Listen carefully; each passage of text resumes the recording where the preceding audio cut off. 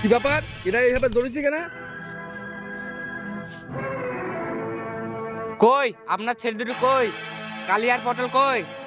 ডাকুন ওদেরকে। কেন স্যার, ওরা কি করেছে কি? আপনার ছেলে এত বদমাইশ যে ক্লাসে ম্যাডামের মাথা ফাটিয়ে দিয়ে ক্লাস থেকে পালিয়ে এসছে। কই ডাকুন ওদেরকে।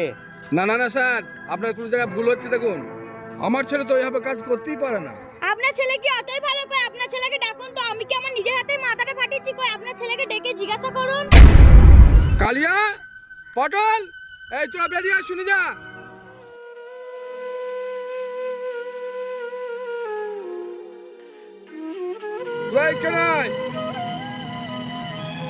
এই মাস্টার যেটা বলছে সত্যি? না না আব্বা, হয়েছে কি? মানে কি? মানে কি?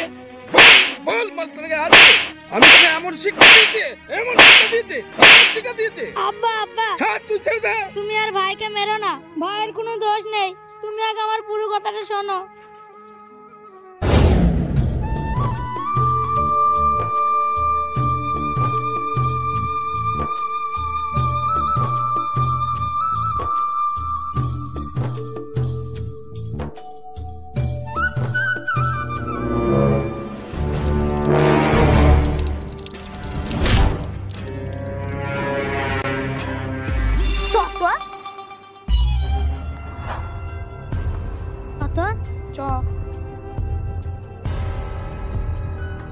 কি রে, তোরা এখানে কি করছিস? যা ক্লাসে যা, আমি যাচ্ছি।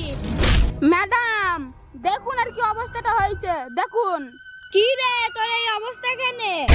ক্লাস করা বাদ দিয়ে কোথায় গেছিলি? শুধু নিকাপড়াতে ফাঁকি নাকি? না ম্যাডাম, আপনি যে খাবারটাকে হাত ধুয়েছিলেন সেই নোংরা জলটার মাথায় গিয়ে পড়েছে। শোনেন ম্যাডাম, লেখাপড়াতে ফাঁকি দিইনি গো, শিক্ষা দিতে আপনারা ফাঁকি দিয়েছেন। আজ আপনি আমাদের সাথে এমন ব্যবহার করলেন যেন আমরা মানুষই নয়, কুকুরশিয়া। শিক্ষা আমাদের নেওয়া দরকার নয়, শিক্ষা আপনাকে নেওয়া দরকার। যত বড় মুখ নাই তত বড় কথা। তুই জানিস পরীক্ষার খাতায় আমি তোর নম্বর কেটে নিতে পারি?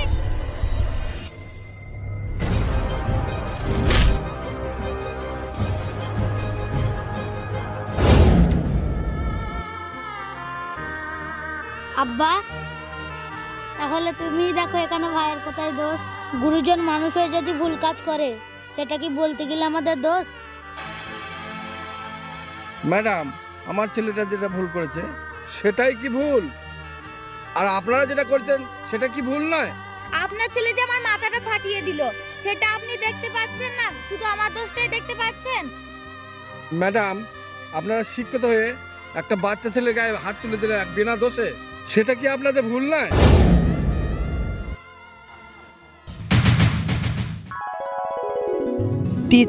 টিচার মানে কি?